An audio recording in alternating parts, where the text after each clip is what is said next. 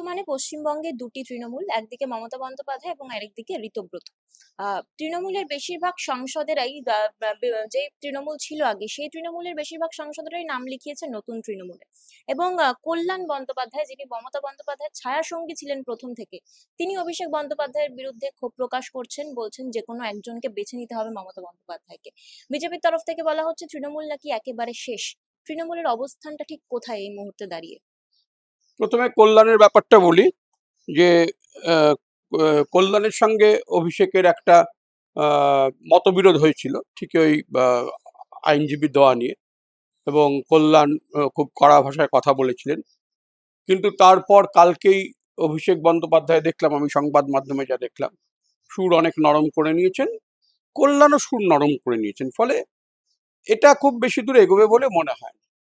দ্বিতীয়ত হচ্ছে, হ্যাঁ ঠিকই যে তৃণমূল কংগ্রেসের যে এমপিদের একটা ব্লক, তারা তৃণমূল কংগ্রেস থেকে আলাদা হয়ে গিয়ে এনডিএর সহযোগী হিসেবে কাজ করবে লোকসভায় বলছে, এবং প্রকাশ্যেই বিজেপি তাদের মদত দিচ্ছে। তো দেখাই যাচ্ছে, ভূপেন্দ্র যাদবের বাড়িতে বৈঠক করছেন, শুভেন্দু অধিকারী সেখানে থাকছেন, এবং যেটুকু যা দেখলাম সংবাদ মাধ্যমে এবং আমিও যেটুকু সংবাদ পেয়েছি, যে বিজেপি এখনই তাদের দলে নেবে না।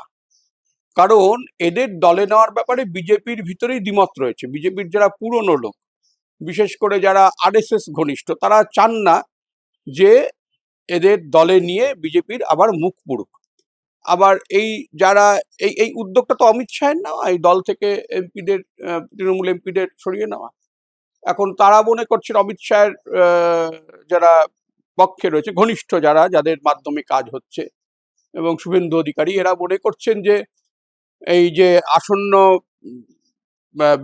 সংসদের যে অধিবেশন, সেখানে যে গুরুত্বপূর্ণ বিলগুলো পাশ করানো দরকার, বিশেষ করে ডিলিমিটেশন বিল, যেটা গত ভোটের আগে যেটা পাশ করাতে পারেনি, তো ওই বিল পাশ করাতে যে সমর্থন দরকার, সেই সমর্থনটাই তৃণমূল থেকে এমপি ভাঙিয়ে এনে পাওয়া যাবে। কারণ ওদিকে চন্দ্রবাবু নাইডু একটু মানে অন্য সুরে কথা বলছেন, ফলে চন্দ্রবাবু নাইডু কি করবেন বোঝা যাচ্ছে না।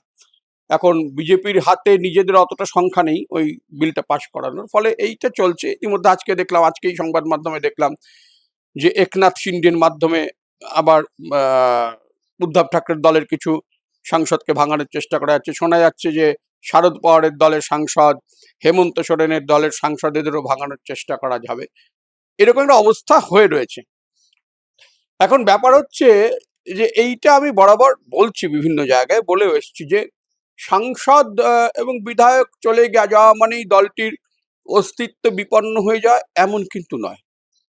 আসলে দলের যে অস্তিত্ব, সেটা নির্ভর করে দলের গ্রাসরুট লেভেলের কর্মীদের ওপর, মানে দলের যেটা ভিত্তি কর্মী, তাদের ওপর নির্ভর করে। আপনি নিশ্চয়ই, আপনার মনে আছে যে 2000 যখন মমতা কংগ্রেস ছেড়ে বেরিয়ে আসেন এবং নিজের দল করেন, তখন কিন্তু মমতার সঙ্গে প্রদেশ কংগ্রেসের কোনো প্রথম সারির নেতা আসেননি। কিন্তু মমতার সঙ্গে যারা এসেছিলেন, তারা একদম গ্রাসরুট লেভেলের কর্মী, কংগ্রেস কর্মী। ফলে মমতার পক্ষে কিন্তু তৃণমূল কংগ্রেসটা গড়ে তোলা সহজ হয়েছিল। আবার 2004 সালে যখন ভয়াবহ বিপর্যয় হয়েছিল তৃণমূল কংগ্রেসের, একা মমতা তখন এমপি, তখনও মমতার পাশ থেকে কিন্তু সমস্ত তখন তৃণমূল কংগ্রেসের যারা যারা অনেক বড় বড় নেতা, তারা সরে টরে গিয়েছিলেন, একা হয়ে গিয়েছিলেন মমতা। কিন্তু তখনও ওই গ্রাসরুট লেভেলের কর্মীরা কিন্তু মমতাকে ছেড়ে যাননি। এবারও যেটা ইন্টারেস্টিং, যে এই যে কাকলি ঘোষ দস্তি রায়ের নেতৃত্বে, শতাব্দী রায়ের নেতৃত্বে একটা বড় ধরনের অংশের এমপিরা চলে গিয়েছিলেন, ঋতব্রতর নেতৃত্বে একটা বড় অংশের এমএলএরা চলে গিয়েছিলেন। এই কাকলি ঘোষ দস্তি রায় বলুন, শতাব্দী রায় বলুন, বা ঋতব্রত বন্দ্যোপাধ্যায় বলুন, এরা কিন্তু কেউ মাস লিডার নয়। এরা এই মাস লিডার না হলে জনভিত্তিতে ভাঙন ধরানো যায় না। এরা নিজেরা কিছু 15-20টা এমপি এমএলএ ভাঙিয়ে চলে যেতে পারে, কিন্তু মাস লিডার হলে একমাত্র সেই জনভিত্তিতে ভাঙন ধরাতে পারে। ফলে এরা কিন্তু জনভিত্তিতে ভাঙন ধরাতে পারেননি। হ্যাঁ, এখন জনভিত্তিতে ভাঙন না ধরাতে না পারলে একটা দলের অস্তিত্ব বিপন্ন করে দেওয়া সম্ভব না। আমার নিজের ধারণা, এরা হয়তো একটা ধারণা সৃষ্টি করবে যে তৃণমূল কংগ্রেস ভেঙে গেছে, তৃণমূল কংগ্রেস ভেঙে গেছে। আসলে ভাঙলো তৃণমূল কংগ্রেসের বিধায়ক এবং সাংসদদের একটা অংশ। তৃণমূল কংগ্রেস কি ভাঙলো, এইটা আমার প্রশ্ন রয়েছে। কারণ তৃণমূল কংগ্রেসের মাস বেসে কিন্তু এরা এখনো আঘাত হানতে পারেননি। সে আঘাত আনার মতো ক্ষমতাও কিন্তু এদের নেই। বারংবার বলা হয়েছে যে অভিষেক বন্দ্যোপাধ্যায়ের হুমকিসূচক মন্তব্য ৪ তারিখের পর ডিজে বাজবে।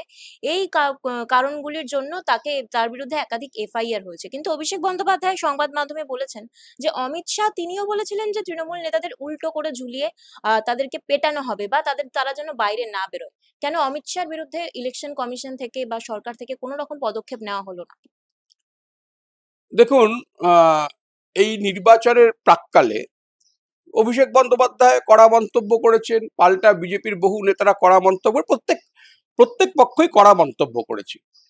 এবং এটা আমাদের একটা, মানে এটা দুর্ভাগ্যজনক কিন্তু এটাও সত্যি যে এটা আমাদের একটা রাজনীতির কালচার হয়ে দাঁড়িয়েছে এখন, যে এরা মানে আহ, হুমকি দেওয়া, অপ্রতিপক্ষকে ভয় দেখিয়ে দেওয়া, এটা সব দলের নেতারা, এবং বিভিন্ন সময় সিপিএম এর আমলেও আমরা দেখেছি বিনয় কোঙার বলুন বা অনিল বসু বলুন, ওরা এরকম হুমকির ভাষায় কথা বলতেন। তারও আগে প্রমোদ দাশগুপ্ত এরকম হুমকির ভাষায় কথা বলতেন। মানে এইটা কালচারটা আগে কম ছিল, এখন বেড়েছে। এবং এবার নির্বাচনের আগে তৃণমূল কংগ্রেসও যেমন অভিষেক বন্দ্যোপাধ্যায় বলেছেন, উল্টো দিকে বিজেপির বহু নেতা, শুধু অমিত শাহ কেন, শুভেন্দু অধিকারী বা আরো বহু নেতা এরকম কড়া ভাষায় কথা বলেছেন। এখন ফলে এগুলোকে নিয়ে যদি বিচার করতে হয় তাহলে তো সবাইকে বিচারের আওতায় আনতে হয়, তাই না? ফলে এখন অভিষেক বন্দ্যোপাধ্যায়ের এই কড়া ভাষা নিয়ে এফআইআর হচ্ছে, অমুক হচ্ছে তমুক হচ্ছে, এখন বিজেপি ক্ষমতায়। এখন যদি ধরুন উল্টোটা হতো, যদি তৃণমূল ক্ষমতায় আসতো, তাহলে আবার হয়তো তৃণমূল বিজেপির নেতাদের বিরুদ্ধে এরকম এফআইআর করতো।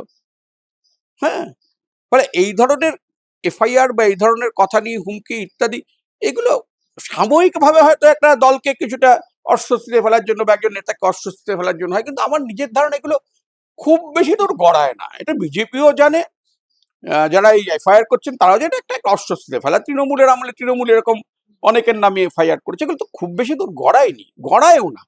এগুলো রাজনৈতিক হাতিয়ার হিসেবে লোকে ব্যবহার করছে এটাকে, এগুলোকে আমি খুব একটা গুরুত্ব দিচ্ছি না আর কি। কংগ্রেসের সঙ্গে কি মার্চার হবে তৃণমূলের? সোনিয়া গান্ধী আহ্বান জানিয়েছিলেন মমতা।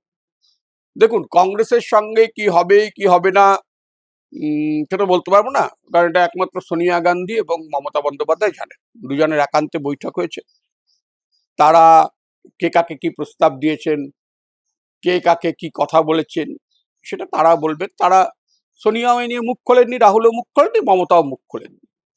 এখন আমার ব্যক্তিগত মত বলতে পারেন, এটা সম্পূর্ণ আমার ব্যক্তিগত মত, যে দেখুন, কংগ্রেসের সঙ্গে যদি মমতার পুনর্মিলন হয় তাহলে কতগুলো সুবিধা মমতা পাবে। এক হচ্ছে, এই যে ধরুন, যেমন যদি কংগ্রেসের সঙ্গে মিশে যায় মমতা, তাহলে যে কাকলি ঘোষ আলাদা ব্লক করছেন, ওদের সেই খেলাটা কিন্তু ভেস্তে যাবে। কারণ যদি কংগ্রেস এবং তৃণমূল এক হয় তাহলে সেই এমপি সংখ্যাটা অনেকটা হবে। ফলে কাকলিদের মানে তখন কাকলিরা কিন্তু বাধ্য হবেন তৃণমূলের এমপি হিসেবে গণ্য হতে। তারা যদি চান আলাদা থাকতে, তাদের দলটা ভাঙতে হবে। তারা তো দুই তৃতীয়াংশ সংসদ তো জোগাড় করতে হবে না, সেই সংখ্যা তাদের নেই তখন, যদি তৃণমূল আর কংগ্রেস এক হয়। তখন তাদের যদি আলাদা হতে হয়, তাদের বাধ্য হতে হবে দলটা ভাঙতে। অ্যান্টি ডিফেকশনের আওতায় পড়ে যাবেন, এবং তখন কিন্তু তাদের হয় পদত্যাগ করতে হবে বা সাংসদ পদ খারিজ হয়ে যাবে। ফলে এইটা একটা সুবিধা। দ্বিতীয়ত সুবিধা হচ্ছে যে তৃণমূলের একটা তহবিল তো আছে, পার্টি তহবিল। এখন ঋতব্রতদের আমি যতটুকু বুঝছি, ঋতব্রতরা শুধু কিন্তু ওই বিধানসভায় বিরোধী দলনেতা হবেন বা এই ইত্যাদি, এই মূল তৃণমূল হিসেবে ওরা বারবার একটা দাবি করছেন, আমরাই মূল তৃণমূল, আমরাই মূল তৃণমূল। ওদের দুই তৃতীয়াংশ গরিষ্ঠতা যখন আছেন, ওরা দল ছেড়ে তো বেরিয়ে যেতে পারে, অসুবিধা তো নেই কিছু। দলটা ছেড়ে বেরোচ্ছেন না, ওরা দাবি করছেন আমরাই মূল তৃণমূল। কেন? তৃণমূলের প্রতীক এবং তৃণমূলের তহবিল, এই দুটোই ওদের লক্ষ্য। এবার মমতা যদি তৃণমূলের সঙ্গে মিশে যান, তাহলে এই তহবিলটা হাতছাড়া হয়ে যাবে। এইগুলো সুবিধা আছে। দ্বিতীয়ত হচ্ছে, মমতার তো 41% ভোট আছে, কংগ্রেসও সেটা জানে। এই 41% ভোট নিয়ে সেই জনভিত্তিতে, কিন্তু আমি আবার বলছি, সেই জনভিত্তিতে আঘাত লেগেছে এমন কিন্তু এখনো নয়, এখনো সেই প্রমাণ পাওয়া যায়নি। ফলে এখন সেই 41% জনভিত্তি নিয়ে যদি মমতা তৃণমূলের সঙ্গে এই কংগ্রেসের সঙ্গে মেশেন, সেটা কংগ্রেসও দেখবে তাদের সুবিধা, এবং কতগুলো জেলায়, মালদা মুর্শিদাবাদের মতো কিছু জেলায় তৃণমূলেরও লাভবান হবে, কংগ্রেসও লাভবান হবে। এবং হয়তো মমতা তৃণমূলের সঙ্গে মিশে গেলে যে সংখ্যালঘু বিধায়করা, হ্যাঁ, এখন বা সংখ্যালঘু সাংসদরা এখন এই অন্যদিকে ঝুঁকছেন, তারা হয়তো ফিরেও আসতে পারেন। তাহলে এইগুলো সুবিধা আছে। আর কংগ্রেসও চাইছে, আমার যেটা মনে হয়, যে যারা একসময় কংগ্রেস ছেড়ে বেরিয়ে গেছে, যেমন ওয়াইএসআর, ইয়ে রেড্ডি, কংগ্রেস যেটা, হ্যাঁ, জগমোহন, তো কংগ্রেসে চাইছে তারা ফিরে আসুন কংগ্রেসে। মানে কংগ্রেসও তার পুরনো যে নেতারা, যে যারা কংগ্রেস থেকে একসময় বিচ্ছিন্ন হয়ে গেছে, তাদের একত্র করে একটা বৃহৎ পরিবার গড়ে তুলতে চাইছে 2029-এর লোকসভা নির্বাচনকে মাথায় রেখে। হ্যাঁ, এখন ব্যাপার হচ্ছে যে মমতার সঙ্গে কংগ্রেস যখন যদি মার্জার করেন, তাহলে আবার কংগ্রেসের ভেতরে কিছু নেতা, অধীর চৌধুরী, দীপা দাস মুন্সি, তারা কেমন ভাবে নেবেন সেটা একটা প্রশ্ন। তবে যদি রাহুল গান্ধী, সোনিয়া গান্ধী এখন, তাহলে আমার মনে হয় না সেটা অসুবিধা হবে। আবার তৃণমূলের ভেতরে সবাই মেনে নেবেন কিনা সেটাও একটা ব্যাপার। কিন্তু মমতা যদি রাজি থাকেন, তৃণমূল মানে তো মমতা, মমতা রাজি থাকলে অন্য কেউ খুব একটা আপত্তি করবেন, একটু একটু হয়তো সামান্য আপত্তি করতে, আর খুব শেষ পর্যন্ত খুব আপত্তি করবেন কিনা জানি না। আর এর বাইরে যেটা থাকলো, যে মমতা নিজেই তৃণমূল কংগ্রেসটাকে আঁকড়ে নিয়ে চললেন, সেক্ষেত্রে হয়তো তার এমপি সংখ্যা, বিধায়ক সংখ্যা চলে যাবে, কিন্তু তার এই মাস বেসটা তো আছে এখনো। ফলে সেটাকে নিয়ে তাকে চলতে হবে। এখন দেখুন, কি হবে না হবে সে তো আমি বলতে পারবো না, সেটা মমতা বা সোনিয়া গান্ধী, মমতা বন্দ্যোপাধ্যায় কি সিদ্ধান্ত নেবেন না নেবেন তার উপর সম্পূর্ণ নির্ভর করছে। দেখা যাক, এখন আগামী কয়েকদিনে আমার মনে হয় যে এই রাজনীতিটা আরো বেশি ইন্টারেস্টিং হয়ে উঠবে।